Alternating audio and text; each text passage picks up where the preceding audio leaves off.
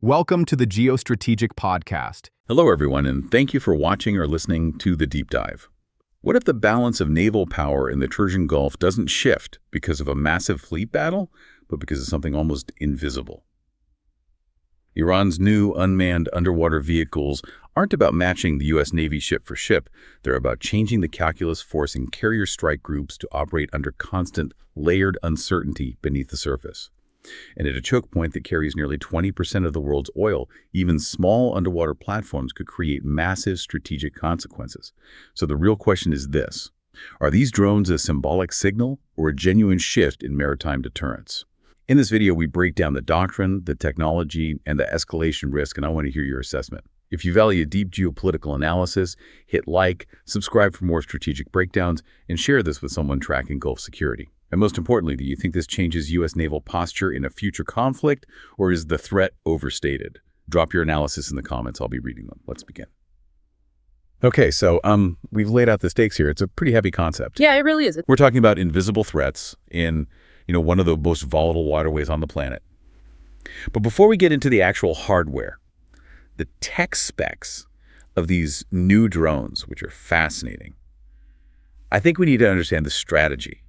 The why. Right, because this isn't your traditional naval buildup. Exactly. Yeah. Normally, when we think of naval power, we picture the big stuff: aircraft carriers, guided missile destroyers, massive surface fleets. This whole development feels, it feels much quieter. It's a lot quieter, and that is entirely the point of the strategy. If you look at the latest updates and the strategic analysis coming out regarding the region, there's a very clear shift happening. But to understand it, we really have to start with the map. The geography dictates everything here. You're talking about the Strait of Hormuz. Right. It's always called a choke point in the news, but that's not just a buzzword. It is a literal geographic bottleneck. At its narrowest, the shipping lanes are, maybe 2 miles wide in either direction. That's incredibly narrow for massive supertankers. It is. Now, compare that environment to the open Atlantic or the Pacific. The U.S. Navy is built for what we call blue water warfare. Yeah. Deep, open, endless oceans where you can leverage long-range sensors and massive firepower. But the Persian Gulf isn't that. No, not at all. It's a littoral environment, coastal, shallow, geographically constrained, and just absolutely packed with commercial traffic. So if you're Iranian naval planners and you're looking across the water at a U.S. carrier strike group, you're probably thinking, we can't beat them symmetrically. Exactly. You do not try to build a bigger battleship. If they tried to build a massive surface combatant to go toe-to-toe with an American Arleigh Burke-class destroyer, they'd lose that fight almost immediately. It's just a math problem. The firepower disparity is too big. Right. So they don't try to control the sea in the way the U.S. does. Instead, they're building a highly distributed system to deny the use of that sea to an adversary. It's about layered littoral denial. Denial through ambiguity. I've seen that phrase in the latest info, and I really like it. It sounds, almost psychological. Because it is. This is the core of asymmetric warfare. The strategists call it the calculus of friction. The objective of these new unmanned underwater vehicles, the UUVs, isn't necessarily to sink an entire American fleet. And what is it? The goal is to introduce so much friction, so much constant risk, and so much uncertainty into the environment that the U.S. Navy effectively restricts its own movements. Wait, break that down for me. How do you force a superior Navy to block itself? Okay, think about the mindset of a fleet commander. If a carrier strike group gets intelligence that there is a single, let's say, hostile nuclear-powered attack submarine in their sector, they have a whole playbook for that. Right, they hunt it. Exactly. They know the acoustic signature, they know the general capabilities, it's a known trackable variable. But what happens if the threat isn't one giant submarine? What if the threat is 50 tiny, nearly silent, autonomous torpedoes just sitting quietly on the seafloor? Oh, wow. You can't hunt 50 of them. It's like trying to swat a swarm of bees with a sledgehammer. And just the attempt to hunt them forces you to drastically change your posture. You have to slow your ships down. You have to constantly deploy your helicopters to drop sonar buoys. You have to keep your multi-billion-dollar carriers hundreds of miles away from the coastline. That is the friction. Right there. It forces the U.S. to spend millions of dollars a day burning fuel and exhausting crews on high alert to counter a weapon that maybe costs $30,000 to build. It's a cost imposition strategy. You make it politically, financially, and operationally exhausting for the adversary to operate freely. Exactly. And remember those stakes we talked about. 20% of the world's oil transits through there. If you create enough friction that maritime insurance companies double their premiums, or shipping conglomerates simply refuse to send their tankers through the strait because the risk profile is too murky, Then you've closed the waterway without firing a single shot. you win the strategic objective by weaponizing uncertainty. That's a really crucial distinction. They don't need a physical blockade. They just need a psychological one. Yeah. But I want to pivot from the abstract strategy to the actual hardware here because, well, fear only works if the weapon is credible. The recent news reports highlight a specific system, the Nazir-5. What exactly are we looking at? Is it just a standard torpedo with a longer battery? It's significantly more complex than that. We got a good look at the Nazir-5 from images out of the Abbas City Naval Exhibition back in May of 2023, and it represents a very specific leap in their capabilities. Visually, yes, it has that classic torpedo-shaped geometry. Which makes sense. It reduces drag in the water. Right, it's hydrodynamically efficient. Sure. But the operational profile is totally different from a traditional torpedo. The latest intelligence suggests it has an operational endurance of roughly 24 hours and a diving depth capability of about 200 meters. And 200 meters, I mean, that covers essentially the entire Persian Gulf, right? Yep. It's not a very deep body of water. Correct. The average depth of the Gulf is only about 50 meters. So this drone can comfortably operate anywhere in the water column, right down to the seabed. But that 24-hour endurance is the real game changer. Because normal torpedoes don't last that long. Not even close. A standard heavyweight torpedo is a sprinter. It has a massive propulsion system, it burns through its fuel incredibly fast, and it screams toward its target at 50 knots. It's active for minutes. And everybody in the water hears it coming. Oh, it sounds like a freight train on the sonar. But the Nazir-series is designed for a hovering model. It uses electric propulsion. It moves very slowly. It's designed to loiter. Conceptually, it's much closer to a mobile mine than a torpedo. A mobile mine. That is a terrifying concept for a ship captain. Usually a mine is a static problem. Yeah. You map the minefield, you steer your ship around it, and you're safe. Right. But if the minefield can swim, if it can wake up, reevaluate its position, and move into the shipping lane while you're sleeping, then your map is obsolete the second you draw it. Every patch of water is a potential threat vector. And this ties directly into the payload ambiguity that the latest updates are emphasizing. The Nazir-5 is large enough that we don't actually know what it's carrying on any given deployment. So it's a modular system. You can swap the payload depending on the mission. It appears to be highly scalable. So on Monday, it could be carrying a passive sonar array. Its only job is to sit on the bottom and quietly record the acoustic signatures of U.S. ships passing overhead. Just gathering intelligence. Right, building a target library. Then on Tuesday, it might just be packed with extra battery packs so it can loiter for 3 days instead of 1. And then on Wednesday, it might be carrying a massive high-explosive warhead. And from the perspective of a U.S. sonar operator, if you spot one of these things on your screen, you have absolutely no way of knowing which version it is. None. Not until you pull it out of the water or it detonates. And that uncertainty paralyzes decision-making. It severely complicates the rules of engagement. If a destroyer detects a UUV 5 miles off its bow, can the captain shoot it? Is it a weapon or a spy camera? Exactly. Is it in international waters? Are we technically at war? By the time the legal and command structures figure out the threat assessment, the drone could have already maneuvered into a lethal firing position. That is gray zone warfare perfected. It blurs the line between a peacetime surveillance operation and an active attack. It really does. But I do want to push back on the logistics of this for a second. The Gulf is constrained, yes, but it's still a large body of water. These drones, while efficient, are relatively small. They can't just swim all the way from the Iranian coast to the middle of the deepest shipping lanes on their own power without draining half their battery just getting there right. That's a very sharp observation. And that is the exact logistical weak point that Iran has solved with the Ghadir-class submarines. You have to conceptualize the Ghadir not as a traditional submarine, but as a mothership. The Ghadir. These are the mini-subs we see mentioned in the news all the time. Right, and mini is the accurate term here. They displace about 120 tons. How does that compare to an American sub? Well, a U.S. Virginia-class nuclear attack submarine is nearly 8,000 tons. Oh, wow. So the Ghadir is tiny. It is incredibly small. It's diesel-electric. It has a crew of maybe 10 to 12 people. It's cramped, it has very short range, and honestly, it's probably miserable to serve on for more than a few days. But for the specific environment of the shallow, rocky Persian Gulf, it is the perfect tool for the job. It's like trying to drive a semi-truck through a crowded grocery store versus riding a motorcycle. That is a perfect analogy. A massive nuclear submarine creates a huge magnetic anomaly. It physically struggles to maneuver in 40 meters of water without hitting the bottom, but 120-ton Ghadir, it can just sit right on the seabed. It can tuck itself into a small underwater trench. And Iran has a fleet of over 20 of these things. So they play a strictly home game. Exactly. They load up the Nazir UUVs onto the Ghadir, sneak out to a strategic choke point, deploy the drones, and then quietly sneak back to port. But is it really that easy to sneak around? The U.S. has the best sonar in the world. It is easier than you think, primarily because of the acoustic environment of the Gulf. It is not a quiet swimming pool. It is acoustically chaotic. Because all the commercial shipping. Partly, yes. You have thousands of massive oil tankers and cargo ships churning up the water with these huge propellers. It creates a deafening wall of background noise. It's like trying to hear a whisper at a rock concert. Right. But it's also the physics of the water itself. The Gulf is very hot and incredibly salty. And this creates very distinct temperature layers in the water, which are called thermoclines. Okay, I vaguely remember this from high school physics.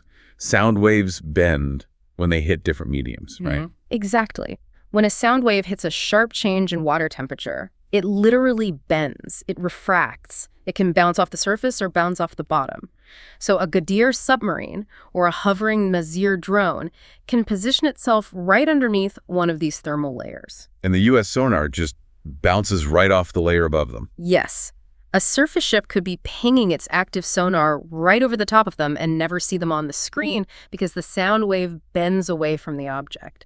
They use the natural environment as a cloaking device. That is wild to think about. So you combine the acoustic cover, the mothership deployment, and the silent hovering drones, and you create what naval strategists are calling a multi-dimensional saturation problem. Multi-dimensional saturation. Yeah. Break that down for us. What does that actually look like for the sailors trying to defend a ship? It means the defensive network is completely overwhelmed by the sheer variety of threats. You aren't just looking at the horizon for an anti-ship missile. You're looking for a mini-sub hiding in the thermal layer. You're looking for a silent drone sitting on the mud. You're watching for swarms of fast attack boats on the surface. You're monitoring coastal radar batteries. You're saturating the sensors, but you're also saturating the human operators reading those sensors. Right. You force them to look in too many places at once. Human attention is a finite resource. It's looking for a needle in a haystack, except the haystack is screaming at you with commercial shipping noise, and several of the needles might explode. That's the reality of the Gulf today. Speaking of things exploding, there was one piece of info in the recent updates that honestly sounded like science fiction. We need to talk about this cross-domain threat. The submarine-launched suicide drone. Is this a real operation or thing? Iran definitely claims it is, and they've publicized it as a world-first capability. Now, whether it is fully operational right this second or still somewhat aspirational, the engineering concept behind it is what we need to focus on. We are talking about a loitering munition, essentially a kamikaze drone that is launched from a submerged submarine. So it literally starts its journey underwater, swims to the surface, and then takes flight. It transitions domains. It goes from operating under hydrodynamics to aerodynamics in a matter of seconds. I'm no engineer, but that sounds incredibly difficult to actually pull off. The physics of buoyancy in water and generating lift in the air are completely at odds with each other. It is extremely difficult. You have to waterproof the entire propulsion system. You need a launch canister that can withstand the crushing water pressure. And the drone's flight computers have to orient themselves perfectly the microsecond it breaks the surface of the water. But if you can solve those engineering hurdles, you completely shatter the adversary's OD loop. The OD loop. Remind us what that stands for. Observe, orient, decide, act. It's the foundational decision-making cycle for any military commander. On a modern warship, you have highly specialized teams. You have the sonar team, and their entire universe is looking down under the water, hunting torpedoes. And then you have the radar team looking up. Right. Looking at the sky for incoming missiles or aircraft. These are different sensors, different screens, and often entirely different people sitting in different parts of the ship's combat information center. And this weapon hits the seam right between those two teams. Precisely. Put yourself on the bridge of a destroyer for a second. You get an active sonar contact. It's close. You instantly focus all your attention and defensive measures downward, preparing for a torpedo strike. And then suddenly, that underwater threat pops out of the ocean 2 miles away, deploys wings, and becomes an aerial threat flying at your bridge at 100 miles per hour. Your reaction time is just gone. It evaporated. Completely gone. You have to switch your defensive posture instantly. Your sonar tracking is now useless. You have to spin up the phalanx close-in weapon systems or launch interceptor missiles. But the drone is already dangerously close, and it's very small. And to make matters worse, the latest reports indicate they're aggressively integrating artificial intelligence into these cross-domain systems. AI is a term that gets thrown around a lot. What does it actually mean in the context of a suicide drone? It's not sitting there pondering philosophy. No, in this context, AI means autonomous optical targeting and extreme jam resistance. Most standard drones are remote controlled by a human operator. Right, there's a radio link. And the U.S. Navy is very good at electronic warfare. They can jam that radio frequency, sever the link between the pilot and the drone just falls harmlessly out of the sky. But if the drone has an onboard AI processor that is trained visually, if it can look through a camera and say, that geometric shape is an Arleigh Burke destroyer, it doesn't need a pilot anymore. It locks onto the visual image. Exactly. And you can blast it with all the radio jamming in the world, and it simply won't care because it's navigating by sight. That effectively neutralizes a massive part of the U.S. electronic warfare advantage. It does. It creates this nightmare scenario called multi-domain convergence. If an adversary times it perfectly, if they launch a swarm of silent underwater drones and a swarm of AI-guided aerial drones to arrive at the exact same moment you overload the ship's combat system, a ship, no matter how advanced, only has so many defensive interceptors it can fire at once. Okay, this all sounds incredibly ominous for U.S. naval posture. But we know the Pentagon isn't just sitting still. They have the largest military budget on Earth. So is this just a theoretical problem on a whiteboard in Tehran, or are we seeing this play out in the water today? And how is the U.S. actually countering it? Oh, it is absolutely happening right now. And the real proof of concept isn't even coming directly from Iran. We're seeing it with the Houthis. Back in October of 2023, we saw the first confirmed observed use of a Houthi UUV in combat. That was in the Red Sea. Yes.